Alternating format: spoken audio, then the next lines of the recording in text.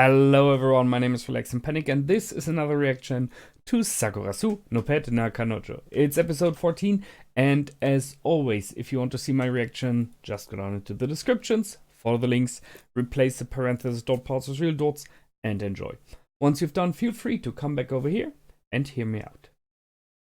For those of you that came back, welcome back. Now, where was I in the end of this episode, right? Yeah, let's talk about that first. So, Jin and Misaki. She said she wanted him to hurt her, which I mean is possibly more neither the idea of brutal honesty. Be clear, make a clear statement, Jin, which he doesn't. Although I guess from his perspective he did. I really believe him, and he said that he loves her, and we heard that in this episode already when he talked to the former president of the student council, that he really and truly loves her. So, and what he said was that he cannot care for her at the moment in the way that it is or he is, and I think that's the main thing. He thinks he has to change. He thinks he has to change some things about his life, about the way that he acts, I guess, that he acted in the past. And kind of like to better himself, I guess, to make him worthy of her. I can only guess there. Yes, I can see that. The main problem is, man, what gives you the idea that you're not worth at the moment? I mean, she loves him the way that he is, even though he is weird in some ways, right? Or maybe just because, who knows? So yeah, I see this problem of and it was more than once in this episode, was in twice at least, of seeing someone and feeling not worthy and feeling like you need to grow to be a more, I don't know, adult version of yourself, a more honest, a more caring, a more worthy version. I guess that's it, kind of, what it was about. Still, I think it was a wrong decision. But, yeah, I do understand it at least a part, and those of you who have seen my comments in the past season especially, know that that is something I talked about already. Having someone, seeing someone being incredible, being gifted, being good at what he or she does, and feeling like that is like a difference in level, and that it is hard to achieve that, and feeling not worthy enough to step up to this person and be with this person. So I guess we are at this problem again. Which, by the way, is the only thing I really have to criticize about Sakurasou no Pet no Kanojo.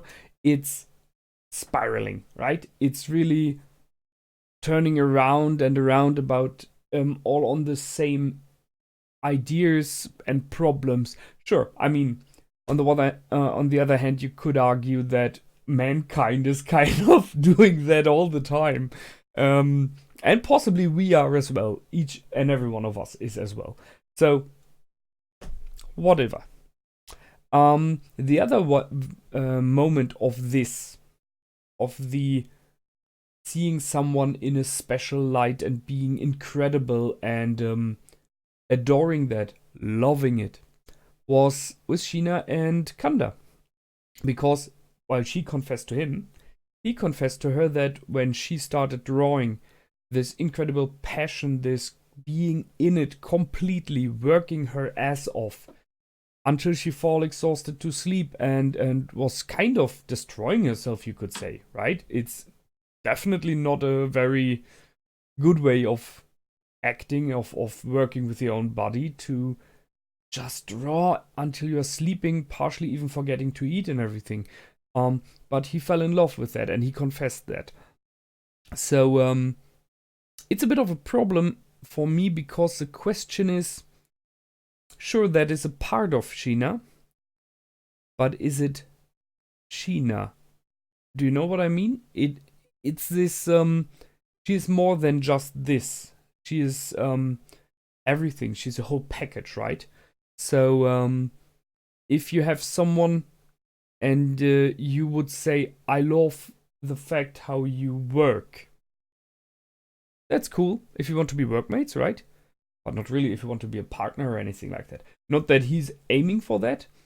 But I think it might even be hurtful. Just consider the fact that there is someone you really like and you would like to find out if this person likes you as well. And so you open up, you man up or woman up, right? And confess, which was this episode about. And the other one then states, oh yes, I really love about you your work ethics. Or something like that, right?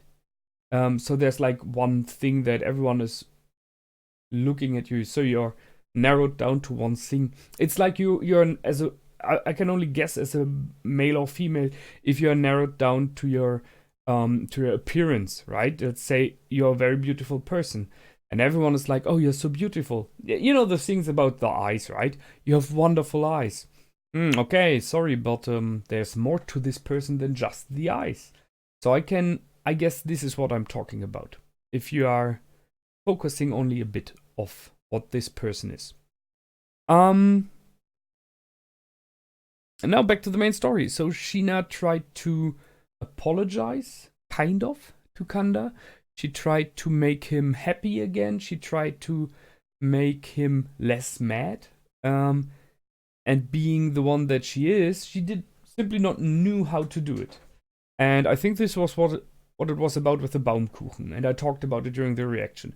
She loves it. So she thought, it makes me happy, so it will make him happy. So she shared her Baumkuchen with him.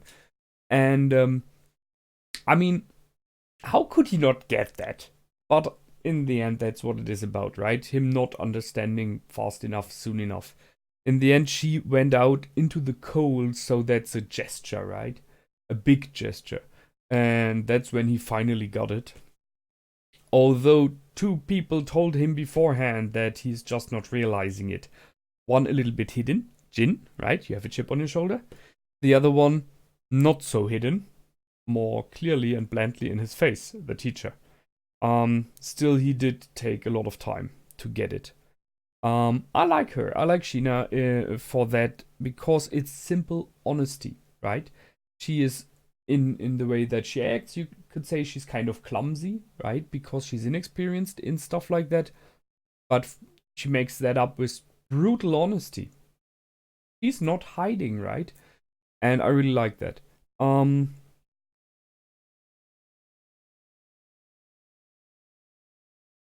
For Ioma, it's a hard episode, I think, and I mean the whole series is hard. It's this typical triangle, which is always complicated. So she had a date. You can say that, right? And she dressed up, and he gave her a compliment, and all went fine. And then this whole scene in the end with Sheena happened, which is kind of destroying everything for her, I guess. That must hurt as hell. And she has this big milestone in February, as she mentioned, where it will decide whether she is going back home to her parents.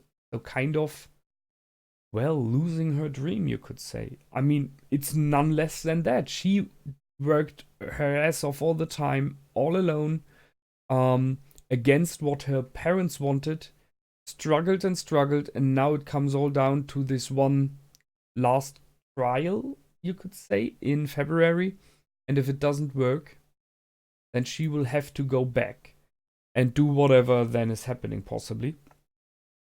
That is a big thing to come, and I think Kanda didn't catch that yet, what it really means, how important it is.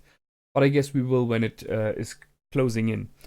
And she made him promise that if she passes, so if she stays, that she will have to tell him something, and he will have to kind of force her to do it. Which very likely is the fact that she loves him, right? Kind of the same as for Jin. I say, yes, I see her reasoning, because if she has to go back, then it's this kind of she's making it like it is not like it is a destiny thing, right? If I can make it, then this will work, then I will try it, and if I cannot make the test, then I would have go home whatsoever, so it doesn't matter anymore, stuff like that, which is stupid, sorry. So, as always, I would say confess. If you really know that, confess. Man, about whatever. Because in my opinion, the main problem with love is, at least in my experience, that you very, very often do not realize it, that you are in love. And then when you realize it, just have the guts and go. I mean, what can go wrong? You could get a basket, as we say here, right? You get a basket which is in front of you. I don't know why we say that, but it's a weird thing. But then at least you know it, right? So yes, it hurts like hell, and you don't want that. But you can start new, and it is always better than the good old what if thing. But hear me talking about how it would be. Because I clearly did not always do that. Because I'm human as well. So whatever. Here we go.